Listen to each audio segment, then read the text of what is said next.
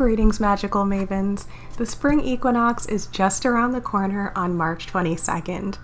In the northern hemisphere, this checkpoint is one of 2 days, 6 months apart, when the sun reaches an extreme turning point in its cycle, this time transitioning to daylight hours that outweigh the night.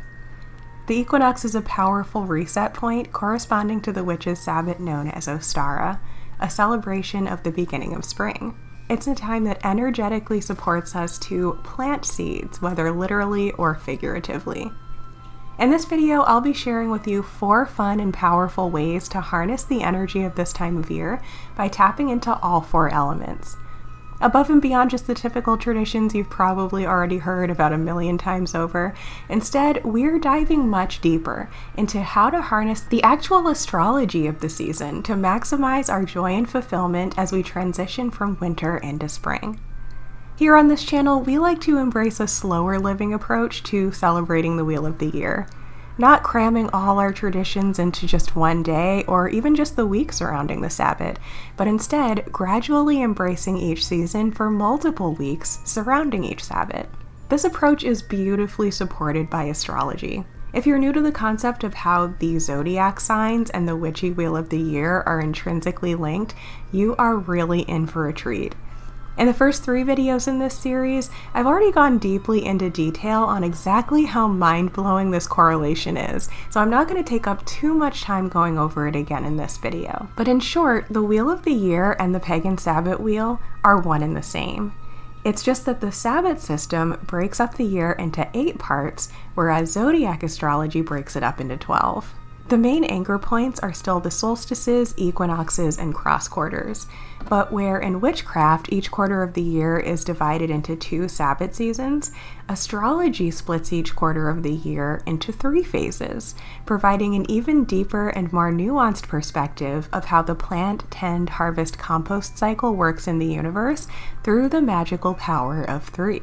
Just like the visible phases of the moon that make up the triple moon symbol we like to use as witches, this maiden mother crone concept also appears in the phases of each season. Where the sabbats show us how each of the 4 main seasons has an early and a late phase, astrology shows us a more zoomed in view of each season's beginning, middle, and end. It also ties in with a balance of the elements that helps us to make sense out of lunar manifesting, our moods, and so much more. Astrology can seem really complicated, but if you're at all familiar with the witchy wheel of the year, you're already well on your way to understanding astrology. The basic concept of the sabbats provides the base level framework for how astrology works, and you can easily build your knowledge from that place. If you're curious about these mind-blowing details on how all things in the universe fit together perfectly, I definitely invite you to go back and watch the introduction video to this series. But for this video, we're looking at the astrology of the spring equinox and how to celebrate it using the more nuanced astrological themes. The spring equinox is one of the most magical days of the year, and it's known to many modern witches as Ostara. In the Wiccan Wheel of the Year tradition, Ostara, the transition between Pisces season and Aries season, celebrates what's considered the pre-Christian version of Easter. Not only is there evidence that most Easter traditions stem from an earlier time and various ancient cultures, but Ostara is now also an opportunity for modern pagans to continue celebrating a spring holiday if they're already used to doing so culturally. This concept is brilliantly supported by the astrology of the season. See, Pisces season, which we're currently in, is the 12th and final sign of the zodiac, making it a sign of wholeness and completion. It's said to hold within it all the wisdom of the previous 11 signs that have led up to it. While it isn't always recognized as having a sabbat correspondence, like all zodiac signs, it plays a key role in the story that's being told by the sabbats and seasons. Pisces season represents the last of 3 phases of the winter season, and it ends on the astronomical last day of winter. The sun moves out of the sign of Pisces at the moment of the astronomical event known as the spring equinox in the northern hemisphere.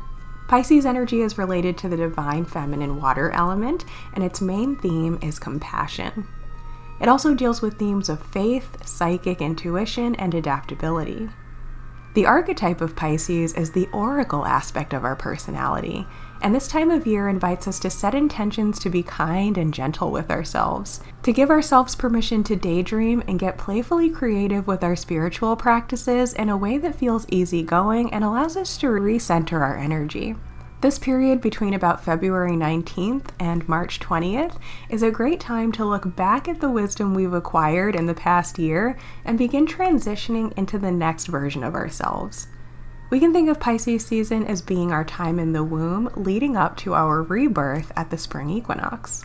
In astrology, a zodiac is assigned to the beginning, middle, and end of each of the 4 main seasons. Capricorn season back at the winter solstice was the cardinal or first sign of winter. Then Imbolc, or February's Eve, landed in the middle of Aquarius season, which was the fixed sign of winter, aka the middle, height, and epitome of winter. And now Pisces is the mutable or final sign of winter, giving way to spring.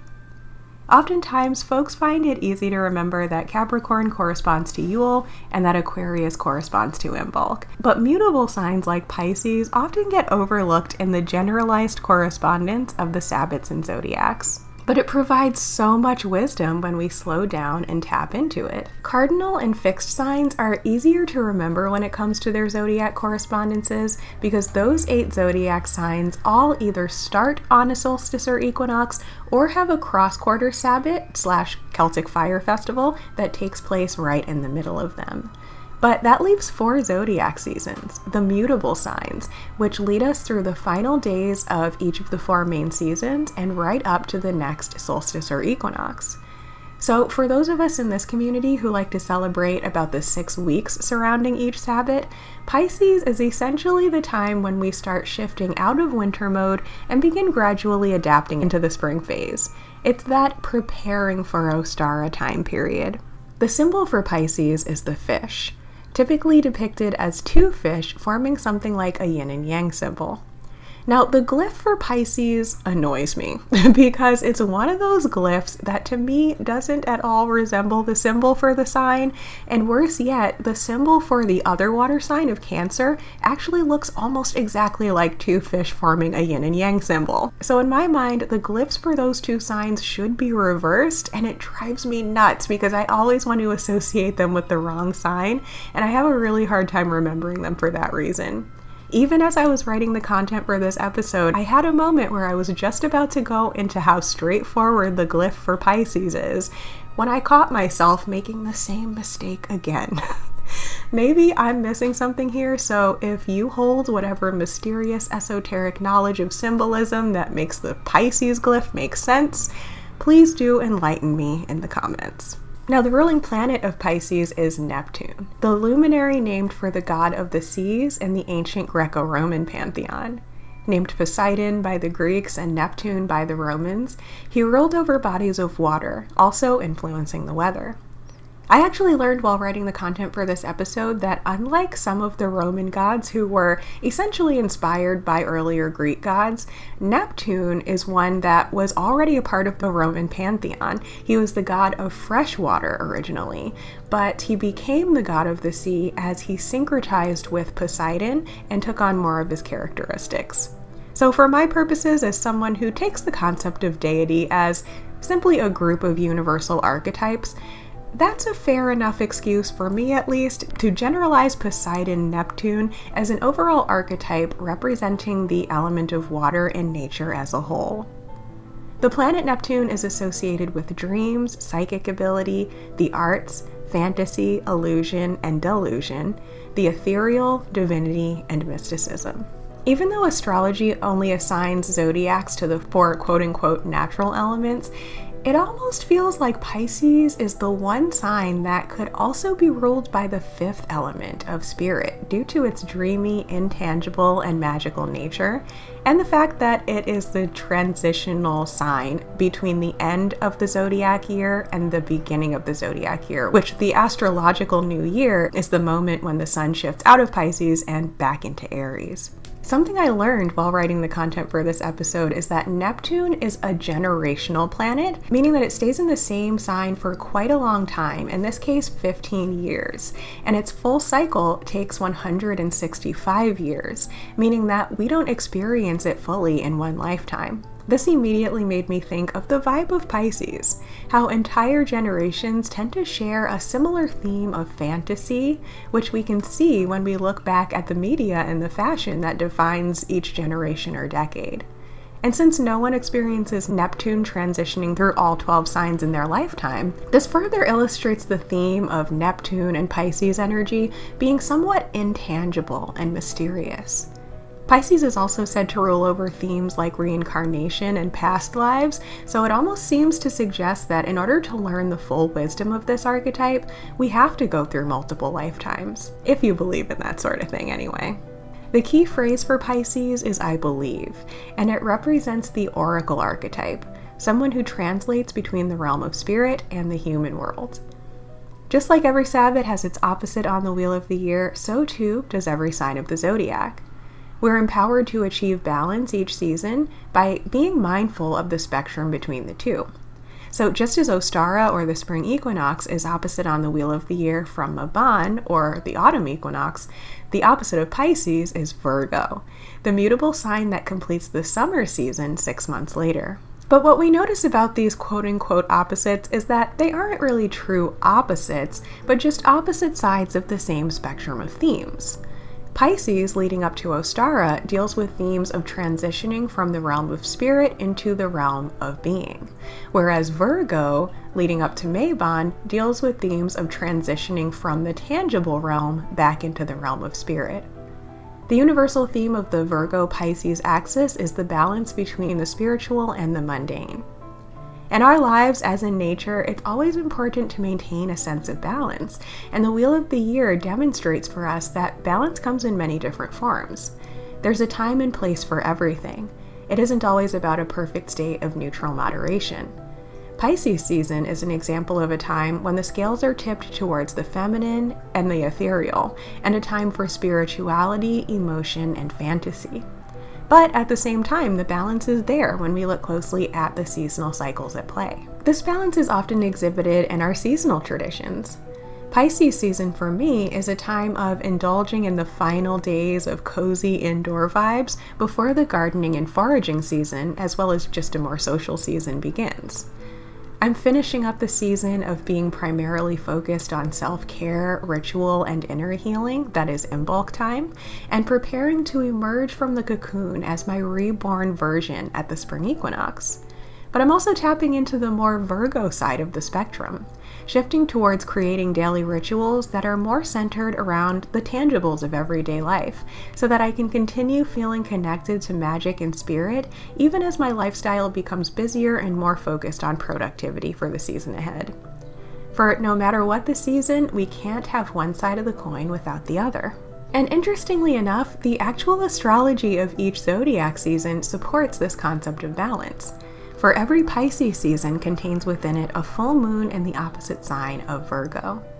You see, when the sun is in any sign, the full moon has to take place in the opposite sign, because the full moon is a type of transit known as an opposition, meaning that the sun and moon are on opposite sides of the solar system, which is why we're able to see the reflection of the sun's light illuminating the entire face of the moon. This year, the full moon in Virgo is on March 15th at 6:54 a.m. This one will also be a lunar eclipse. Now, these are just the kinds of things in my witchy practice that get me really excited to nerd out over the wonder of the universe. By celebrating both the solar sabbat and embracing its opposite by celebrating the full moon, we're able to accept the universe's gift of perfect balance. And as if that wasn't all mind-blowing enough, there's more. There's also a way to tune into balancing all 4 elements within this astrological approach to seasonal living.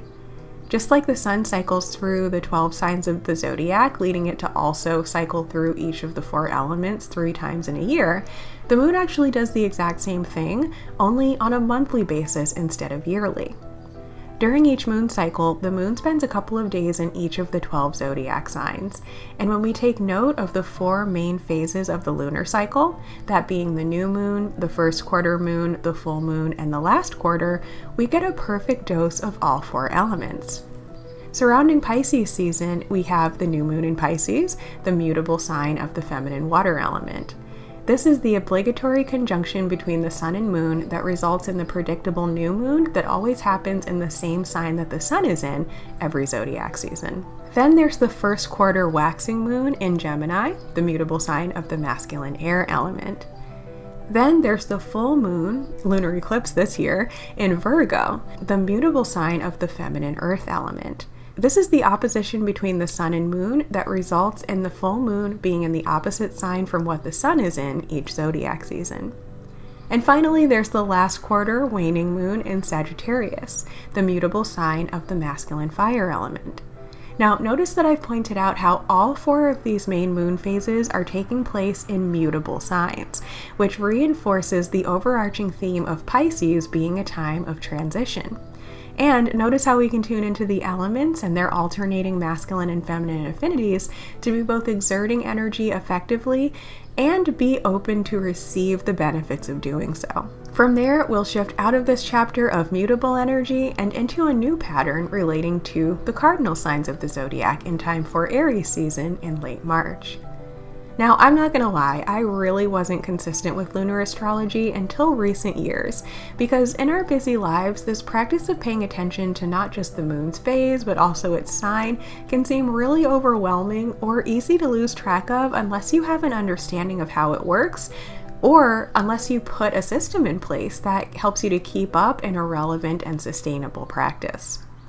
Astrology used to really confuse and overwhelm me in general, until I learned to look at it from this cyclical living perspective. After committing to practicing it for a while, I saw how magical, inspiring, and beneficial it could be in my practice as a seasonal witch. And that's why I front-loaded the work of researching the dates of the phases and signs and created prompts and notifications that not only remind us of when they are, but also provide a super simple template for learning the patterns and embodying the themes. I've designed journal prompt pages and pre-scheduled posts in the Writing Witch Coven on Patreon to remind us of when the moon phases are, what sign they're in, and what questions to ask ourselves each week as we embrace their energies in practical, empowering ways. So now we don't just say it's the new moon, so I'm setting intentions. Now we can hone in and say it's the new moon in Pisces, so I'm setting intentions related to my dreams and spirituality. And instead of it's the waxing moon, so I'm taking action, now we can say it's the waxing moon in Gemini, so I'm taking action to connect with others and be playfully curious. I've done all of this work for you and for myself so that we can enjoy the flow of it going forward. So if this aspect of cyclical living inspires you, but you don't want it to take up too much time and energy each week, then the Writing Witch Coven is for you. It's also for you if you're just feeling really inspired by all the mind-blowing information in this video. This series has been packed with powerful information that you're gonna want to remember, and since I want you to be able to retain and implement it in empowering ways, you don't have to worry about writing all of this down. Members of the Build Your Grimoire tier in the Writing Witch Coven receive a grimoire chapter for their binder this month that's essentially a written version of all of the most important points that we're going over in this video. But regardless of which tier you decide to join, all Coven members get support to stay consistent in our cyclical witchy lifestyle by tuning into a few journal prompts per week that keep us in tune with the sabbat seasons, zodiac wheel, and moon signs, all of which work together to guide our well-balanced practice. Each member receives my beautifully designed grimoire prompt pages, as well as notifications when it's an important astrological phase or seasonal checkpoint, so you never have to feel like you're falling out of tune with the cycles of nature. Depending on which tier you decide to join, you'll get access to lunar astrology prompts only, or upgrade to join us for our seasonal living challenge, where we get to journal and set intentions on the themes of the 8 sabbats in the 6 weeks surrounding each checkpoint on the Wheel of the Year, or upgrade to the top tier, which gets all of the above, plus a handmade Book of Shadows binder from me, and a whole new set of themed information and prompt pages each month, which this month includes a beautifully written transcript of this zodiac video.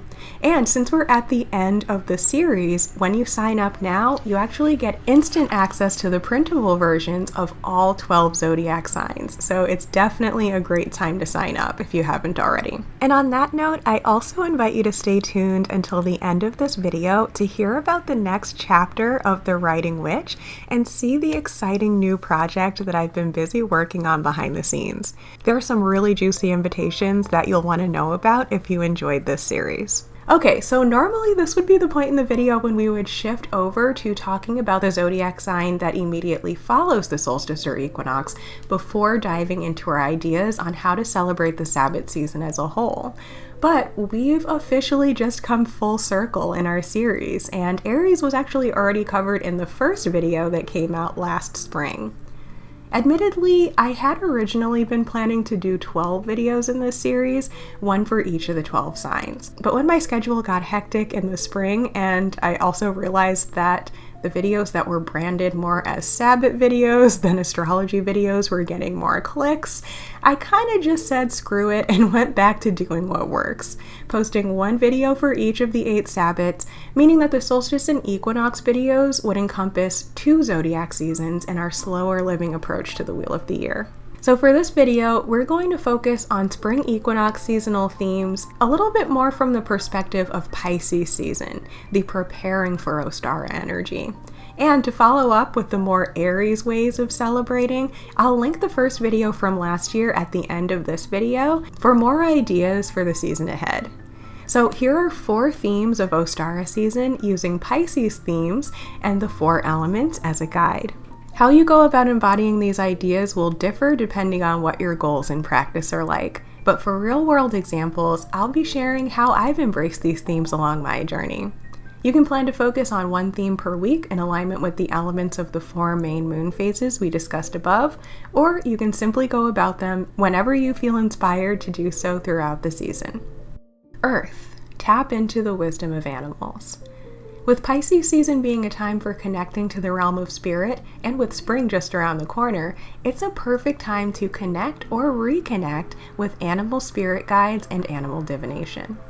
Now, I do already have a full video on this, so I'm not going to go into too much detail in this video, but in essence, if you haven't heard of it before, animal divination is the practice of paying attention to the animals you see in nature and tapping into the wisdom of that animal species. There are various ways to do this, which can differ depending on how your personal intuition works and what tools you like to use. Like I know some people actually have oracle decks for animals or like to work with books about animal oracles. But what I like to do this time of year, as more and more animals are coming out of hibernation, is to keep an eye out on nature walks or even just out my window to see what animals I see. I actually always arrange my desk so that it's facing a window, in part for this very reason. Especially if it's a new animal that I've never seen in person before or haven't seen in a while, or if any animal seems to be showing up in any out of the ordinary way, I'll pay special attention to that animal to see if any wisdom or insights pop into my mind. Perhaps the animal is directing my attention to something, or its behavior reminds me of something. Or sometimes I'll actually look up the spiritual meaning of that type of animal in a book or online to see which messages ring true for me in that moment. Now, I do like to give a word of caution when it comes to looking up meanings, however. The internet nowadays is chock full of information, some of which can be generic or dogmatic in nature, and none of it should be taken at face value. Just because the first thing that comes up when you Google an animal is that someone in your life is betraying you, it doesn't likely mean that that's actually the case. I mean, it can be, but in my experience, it never is. I actually like to look at what comes up in search results as almost a secondary form of divination, similar to bibliomancy or audiomancy. Bibliomancy is where you ask a question and then open to a random page of a book and read through the page looking for any word, phrase, or paragraph that intuitively sticks out to you as relevant to your question. Audiomancy is the same thing, but instead of opening up a book, you would do something like play your liked songs playlist on Spotify or your full MP3 library on shuffle, or even tune into the radio if that's the thing you still do. With these types of divination, you can go into it expecting the vast majority of what you read or hear not to be relevant at all. You're specifically tuning into your intuition to see what sticks out most as what you needed to hear, disregarding the rest. And in my experience, it's usually pretty obvious what that particular sentence is because your mind will kind of instantly recognize it as something that's related to the question or the situation at hand. This is what I like to do with articles and YouTube videos that come up in my search. It's almost always obvious which aspect of the animal is relevant to what's going on in my life, and I can easily disregard anything that's too dogmatic or that I just intuitively know isn't meant for me at this time. The idea is to get a hint in the right direction that feels aligned or inspiring to you. My personal favorite channel for spirit animal messages is Jordana Van's channel on YouTube. Instead of just regurgitating the common superstitions and divinatory meanings of animals, she actually studies the life cycle of the animal species and offers thoughtful metaphors that can help you derive the animal's wisdom in a much more insightful way. It even kind of teaches you how to read the messages of animals that maybe you can't find any videos on, because the process would be simple. You would essentially just research the science of the animal and see if there's anything about the way it lives that could be a metaphor for the situation you're dealing with in your life right now. So if this is something that you're new to, I invite you to give it a try. It's a lot of fun.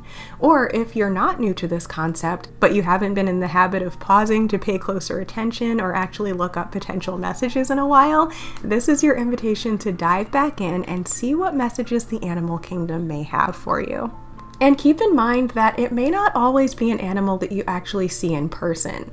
I have had some crazy experiences years ago where images of certain types of animals would show up over and over again in places like the internet, TV, movies, on people's t-shirts, etc. Most memorably, there was one time when it was elephants, another time when it was turtles, and another time when it was dolphins. And it wasn't in a target marketing kind of way. It was showing up in totally unrelated places or as random background details in other forms of media that I was watching. One time I was scrolling past a fellow witchy YouTuber's post on Instagram that happened to involve funky elephant art. At the exact same moment, some funky elephant art showed up in a reality show I was watching on Netflix. It was really weird and completely outside of what I was expecting to see in either of those places. Some of these not in-person animal messages have ended up being some of the most profound, so definitely don't discount it if this happens to you. Fire, wake with the sun. Well, kind of. Now, I don't know about you, but one thing I tend to do in the very early spring is to begin shifting my sleep schedule. In the winter, I do have a tendency to become a bit more of a night owl. Because the dark evenings are so long, and I tend to get a burst of creative energy or productive energy in the early evening, I've often found myself in a pattern of getting in the swing of some activity, usually work, and ending up losing track of time as the lines between day and night are so blurred. Time seems to pass very strangely, and somehow it's after midnight before I even knew what happened. It might seem like it would make more sense to rise early and go to bed early to get the most out of the few hours of sunlight, but since I'm biologically more of a night owl, yes, that is a genetic biochemical thing, by the way, you should look it up. It doesn't usually end up working that way for me naturally, and I personally despise waking up to an alarm. It's a self-care boundary of mine that I reject that obligation. And it's honestly one of the main motivating factors that led me to start my own business in the first place, simply having the freedom to let my body wake up naturally. I prefer to listen to my body and let my circadian rhythms respond to the seasons to some extent. So if I want to wake up earlier, I have to be accountable for getting to bed earlier, and my body will naturally start to wake me up when it's had enough sleep. But in the winter, perhaps it's that part of me actually enjoys indulging in my night owl tendencies a bit more, since it allows me to be productive and take advantage of the long hours of darkness without typically becoming depressed, as I know some people do. But there does come a point when it's time to switch that little superpower off for the season and stop being a vampire, as I do also get a lot of joy and inspiration from my magical morning routines too. Spring and summertime in particular are my favorite seasons to naturally wake up earlier and get the most out of the beautiful morning light.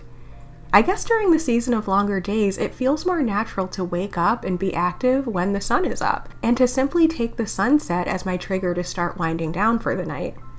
It feels a lot more straightforward, so I've accepted that my rhythms are just different at different times of the year. But in order for this cycle to find its rhythm again each season, it requires some shifting around, part of which does need to be intentional. For me, the act of choosing to gently but intentionally come out of hibernation includes setting boundaries around when I stop being active each evening and what time I get to bed. It might mean changing up my project schedule a bit, updating my nightly routines, and setting alarms. Not alarms to wake me up, but alarms to tell me when to wind down. And it really helps to focus on motivating factors, like the fact that unlike the cold, dull, gray winter mornings that kind of make me wish I had just stayed in bed, spring mornings are so different. The sun rays are actually streaming in, changing the light in my home, and allowing me to see the beauty of ordinary things in a totally refreshing way. And in the early spring, the early mornings become so beautifully filled with birdsong that I want to be awake just to hear it.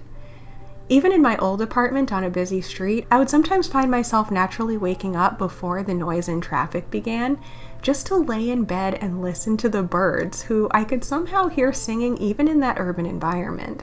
And here, farther out into the country, it's even more enchanting, with a chorus of all different kinds of birds, the likes of which I could never have heard in my old neighborhood. Even though I live in a much more natural environment now, I'm still located in a relatively busy spot in my small town, so it's still a motivating factor for me to commune with the more pure sounds of nature by waking up before there's much human activity. Even though my winter self can thrive in darkness and solitude, my spring self can literally feel things like morning sun rays and birdsong powering me up and giving life to the version of me that comes to fruition in the light half of the year. So it's necessary to tap into the power of the growing warmth and light of the sun to light a fire of transformation, motivation, and energy within me as I slowly emerge as my summer self. Of course, your rhythms and schedules may be totally different, so I invite you to feel into your own ways of tapping into the transformational and energizing power of the waxing sun to achieve your desires and transition into what fulfills you most for the warm half of the year that's ahead. Water. Indulge in the magical, mystical, and fantastical side of life. For a moment, I invite you to think about something very common that happens every spring season, like decorating with eggs. Now, I know what you might be thinking. Eggs for spring? Groundbreaking. But the thing is, some of our most seemingly generic symbols and traditions of the seasons are popular for a good reason, because they truly do hold potentially groundbreaking wisdom, if we allow ourselves to dig deeper into them and more deeply appreciate them, either for the first time or again. And we can discover or rediscover the powerful meanings that they hold. For some of us who have been on a magical path for years or decades, it's often the case that something that felt profound earlier in our path may become mundane to us over time. Not because we don't remember the significance of them, but simply because they've become so incorporated into our everyday magic. It can feel really good every so often to tap back into the more magical sides of things. In fact, Pisces season is a wonderful time to actually embrace this theme, for the Virgo-Pisces axis is very much focused on the theme of bridging the gap between the magical and the mundane. My astrology mentor, Tanae Stewart, put this really well in a way that helped me to understand and remember how the two archetypes dance with each other. I don't remember exactly what she said, so I'm going to give you the Afura version. So think of Pisces as the archetype of the oracle, someone whose entire identity and role in society is to be deeply immersed in the realm of the spiritual, so much so that they might even be barely in touch with consensus reality at all. Kind of like in ancient Greek culture, where we think of the Oracle of Delphi as living in a cave with other people devoted to supporting her because her job of being connected to spirit is so important and needs to be kept pure by avoiding the distractions of the mundane world. You might even be able to think of a few characters from pop culture who fit this archetype.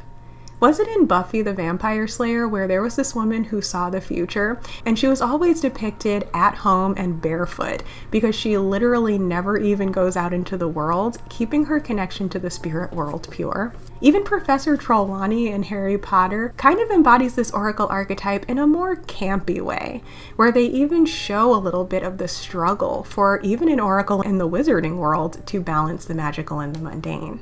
But then on the other hand, there's Virgo as the priestess archetype. While from a more mundane perspective, we may tend to almost want to think of a priestess and an oracle as being the same thing, but the archetypes are actually different. In our modern society, it's so much less common for a spiritual person to actually be in a position to have spiritual stewardship be their actual livelihood in life. I mean, some of us be trying, but our society really isn't set up for it. So even the idea of having the role of a priestess as a full-time occupation seems mystical and magical in and of itself. But in the ancient world, this was not necessarily the case. In some ancient societies, people from all walks of life might commit themselves to the role of a priest or priestess. And it wasn't necessarily the way we even thought of a priestess in the 20th century depiction of, say, a Wiccan priestess, for example. In archaic times, a priestess wasn't necessarily the singular focal point of a hierarchical spiritual group where everyone else was lower on the totem pole than the priestess. Priestesses were one of many in a group of people operating as unified servants of a deity or temple. These were the people doing the humdrum mundane tasks on a spiritual site, whose job it was to do whatever needed to be done in order to keep things functioning so the oracle could focus on the more spiritual side of things. Kind of like the more modern archetype of being the person that scrubs the floors of an ashram, as they say. So you see how this Virgo-Pisces axis works? They're both dealing with feeling into the spiritual side of life and translating it into the 3D human world, but the priestess is kind of at the top of the totem pole, being deeply immersed in spirit most of the time, whereas the priestess is more so taking that spiritual wisdom and bringing it more into a down-to-earth, ritualized, and accessible lifestyle. In our own lives, it's up to us to balance both the oracle and priestess archetype within us in order to be both successful in the real world and feel connected to our spirituality in a fulfilling way. And as with all things, the Wheel of the Year is really helpful in prompting us to shift our focus between these themes as their seasons naturally arise. Virgo season back in the fall was an invitation to bring magic into the mundane as we created practical rituals to help us achieve our goals. But Pisces season is a great time to give yourself more permission to actually indulge in the spiritual, fantastical, and magical side of things as much as possible. Circling back around to the example of the Easter egg above, Pisces season can be a great time to dive back into those seemingly basic symbols and traditions of the craft that perhaps inspired you in the past, but have now become more mundane. Were there books you read or videos you watched earlier in your path that inspired you to try decorating eggshells for the very first time many years ago? Perhaps consider revisiting that content to see what sparked your inspiration in the first place, and maybe even take the next step of learning even more or trying the tradition in a way that you never have before. Or maybe you tried that magical activity many years ago and haven't felt the need to do it again, but maybe you can re-evoke the magic that you were experiencing during that time by actually revisiting the activity. For example, some years ago, I decorated a bunch of plastic eggs with witchy symbols to decorate my Ostara tree every year going forward, which still makes me happy. But it's become fairly mundane now that simply taking the eggs out of the box and putting them on the tree has become so routine. And I even have used one real eggshell to craft a super detailed altar ornament that I now use to represent the feminine archetypes of motherhood, rebirth, and nurturing on my altar. But I've also always intended to try more traditional egg decorating techniques, like making dies from natural materials or trying my hand at Ukrainian-style egg painting. Perhaps this Pisces season I'll carve out the time to do this craft, even though my more practical side might tell me it isn't a productive way to spend my time this season. But perhaps this theme is coming up for you in an area that isn't directly related to spring traditions. Pisces can still be a great season for diving into other magical areas too. For example, if like me, there's a certain type of divination that you've always meant to learn and maybe begin practicing, but you've never felt it was the right time, or you've simply never made time for it, Pisces season can be the ideal time. To be honest, after practicing with tarot and pendulums for many, many years, they've actually become a bit mundane for me, at least as far as it pertains to reading for myself. So perhaps this Pisces season, I'll take advantage of the themes of intuition and rebirth, and finally begin the next chapter of my divination journey with rune reading or tea leaf reading. And it doesn't even have to be about doing anything in particular. Pisces season sometimes embodies the theme of simply being without the obligation of always doing. So if you're just looking for an excuse to relax and take a bit of a break from the real world to indulge in your favorite movies, books, music, etc., or even just meditation, Pisces condones and validates that genuine need that we have as humans to unplug for a bit. For example, I sometimes like to take advantage of these cozy final evenings indoors to watch magical movies that get me excited for spring, especially the ones that depict an emergence of sorts from a winter world into a spring world, like the spring scene in the movie Snow Queen, or in Peter Pan, where they fly away from a snowy London and into Neverland, where Peter's arrival triggers the sudden shift from winter into spring. Narnia touches on this theme as well, just to name a few. And if these indulgences cross over with doting on your inner child, as it does for me, all the better. For this transition into the spring season is the perfect time to connect with your younger, fresher versions of self. For it's these temporary phases of resting, dreaming, and imagining that will give us the inspiration and strength to go out and create more magic in the world later on. And if you happen to be an artist or a crafter or someone who has a sort of magical or creative hobby that you don't necessarily do for work, Pisces season is also a great time to do that. For example, I might really enjoy doing some painting by hand in Pisces season, which obviously I do some art for my business, but this would be the kind of art that's really just for me, just to indulge in the magic of translating something imaginative into 3D reality. Air. Learn about cyclical myths and deities. The spring equinox is associated with countless characters from the mythology of various cultures throughout the history of the world, many of which are to do with the theme of death and rebirth. One of the most well-known is the story of Persephone, the Greek goddess of both springtime and the underworld. The story goes that Persephone was a maiden of springtime blossoms frolicking through the fields when she was abducted by Hades, the god of the underworld. Her mother, Demeter, goddess of vegetation, became depressed at her disappearance, causing nature to die back in a catastrophic winter. When she finally found Persephone and tried to bring her back, it was discovered that she had partaken of the food of the underworld, specifically a few pomegranate seeds, and she was now tied to the underworld. Since Demeter's refusal to allow nature to bloom threatened the world the gods had created, they agreed that Persephone would be allowed to leave the underworld. But for exactly the number of months corresponding to the number of seeds she had eaten, she would have to return to the underworld each year and be its queen. Demeter would continue to go through cycles of seasonal depression every year when her daughter was gone, and this was the ancient Greek explanation for why we have seasons, making Persephone's return to the living world an allegory of spring. But even before Persephone, there were cyclical gods of nature and the underworld in older cultures. There's a very similar story from ancient Sumerian culture, telling of the goddess Inanna. Inanna was powerful and wise in the upper world, but she began hearing a call to explore the underworld to learn more about the unknown. She willingly journeyed into the realm of the dead, being required to give up all of her clothing and jewelry, which were symbols of power and success in the upper world. After sacrificing her garments at each of the 7 gates into the underworld, she meets with the death goddess and dies. Seeing that she has not returned, her servant alerts Inanna's people, the elders of which venture into the underworld to help her escape. The death goddess restores her to life and allows Inanna to leave, but she's required to leave something of value behind, which ends up being her husband. She also chooses to leave behind her adornments, realizing that she no longer needs these symbols of power, now having something far more valuable, the wisdom and experience of that which was previously unknown. There's also the Egyptian story of Isis and Osiris. Osiris is an example of a masculine deity who embodies the cyclical nature of life and death.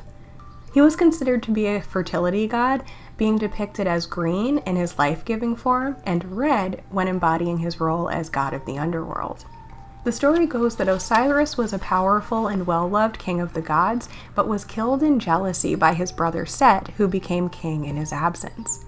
Osiris's wife Isis, who was a powerful magician, managed to restore Osiris to life, after which he became the god of the underworld. Horus, the son of Osiris and Isis, sought to regain the throne of the upper world from Set, but the other gods were having a hard time choosing who was the better candidate. When Osiris made his voice known that a king must never be allowed to take the throne by murder, and when the sun and stars descended into the underworld as a form of protest, it was decided that Horus would be king of the upper world. This story was told and reenacted ritualistically every spring by the Egyptians, when a garden would be created in the shape of Osiris to symbolize the rebirth of the land.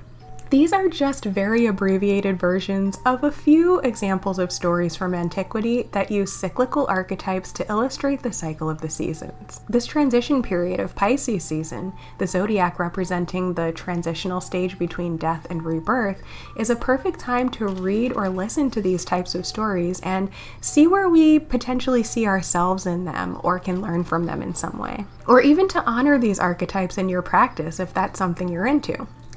Their stories are meant to remind us of our own cyclical nature, to face our fears, explore the unknown, and know that our biggest challenges in life are our greatest opportunities to learn and transcend into more authentically empowered versions of ourselves.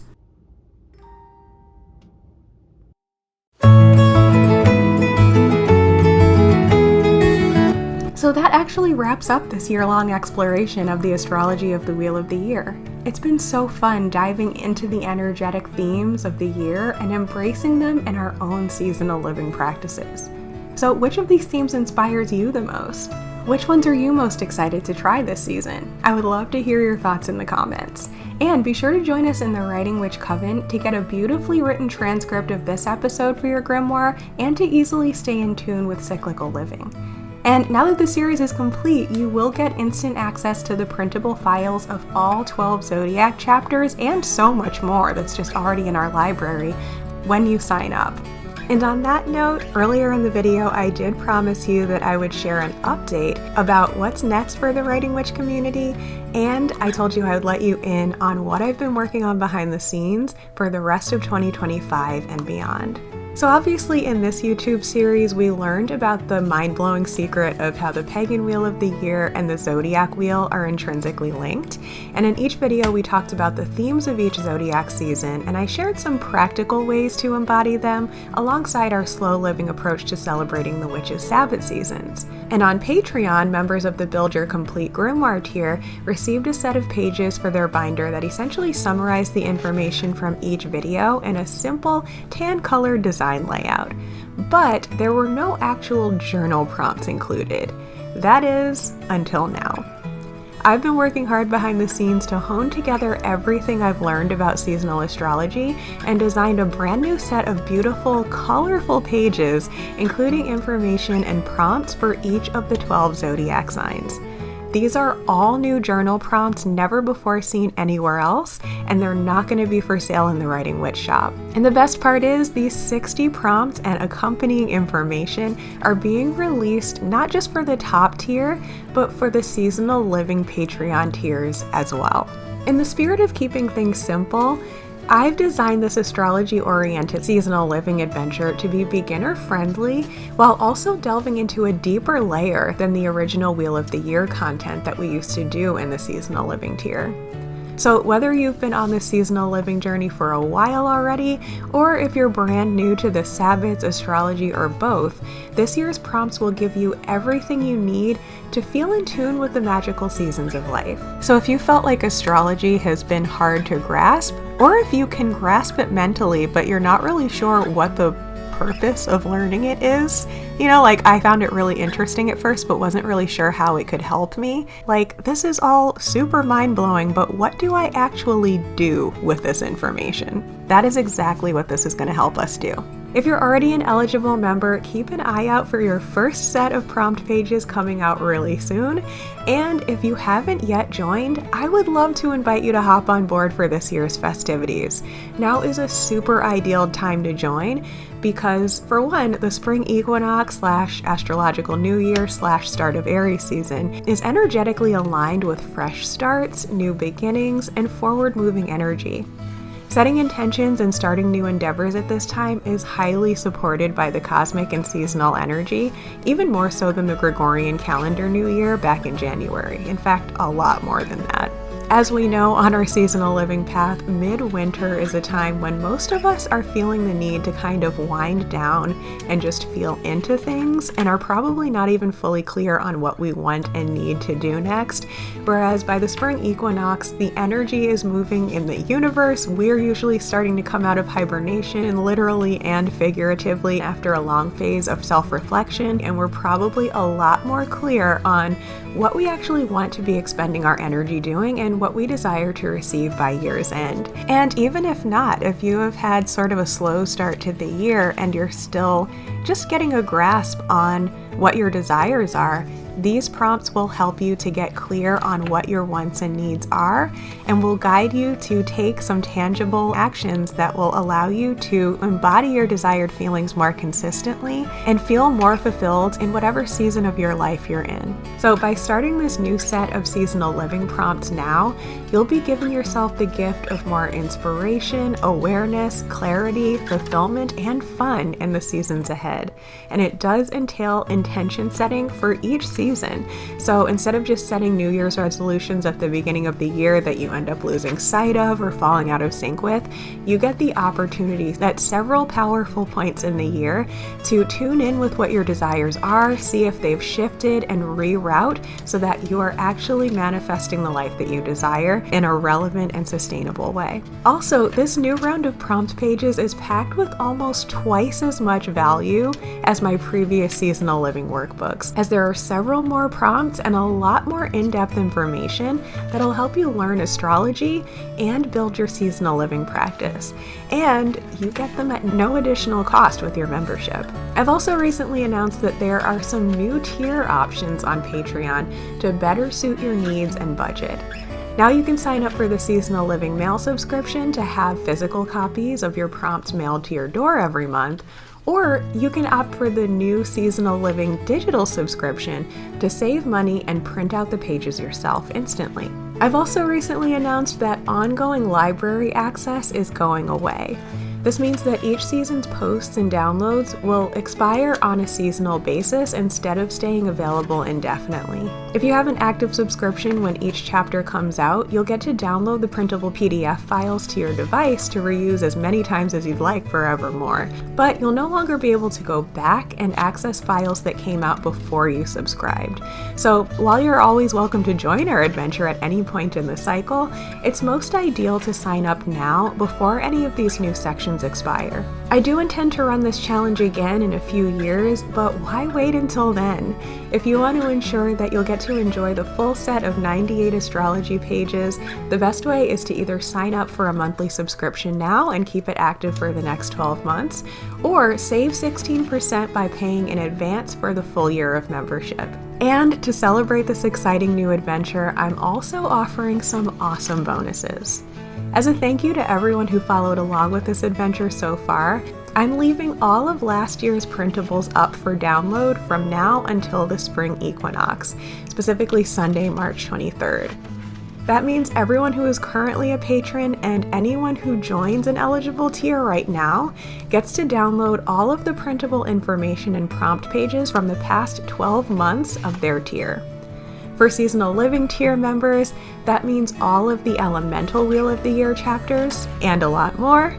For the Build Your Complete Grimoire tier, that means all of the above plus all of the astrology information pages that came out with this series, plus a ton more on subjects like moon magic, elemental magic, herbology, hearth and home magic, divination, manifestation, mindset magic, rituals, and so much more. And this month only, if you decide to go for a full year of any of the 3 eligible tiers, I'll send you the full set of the new astrology prompt pages in your first month. That way you can fill your binder right away and won't have to wait for the downloads to come out each month. If you choose the digital subscription, I'll send the full set of files to you via email. And if you join the Seasonal Living Mail subscription or the Build Your Complete Grimoire tier, you'll receive the full set of physical pages in your next magical mail parcel. I am so excited for this fresh new chapter of the Writing Witch Coven, and I cannot wait to get started. Not just because I can't wait for you guys to enjoy this, but also because I'm really going to enjoy doing this journaling with you, and I might make a little bit of content about how I'm processing this over the course of the next year. So stay tuned for that. Until then, I really hope to see you on Patreon. But to all, I just want to say blessed be. Thank you so much for joining me for this exciting series this past year, and happy astrological new year. And for more ideas on how to embrace the spring equinox themes as we transition into Aries season and the astrological new year, I invite you to check out this video right here. Or if you've already seen that one, come and join me on my vlog channel, where you can see what kind of green witchy adventures and kitchen witchery I'm getting up to this season. See you there!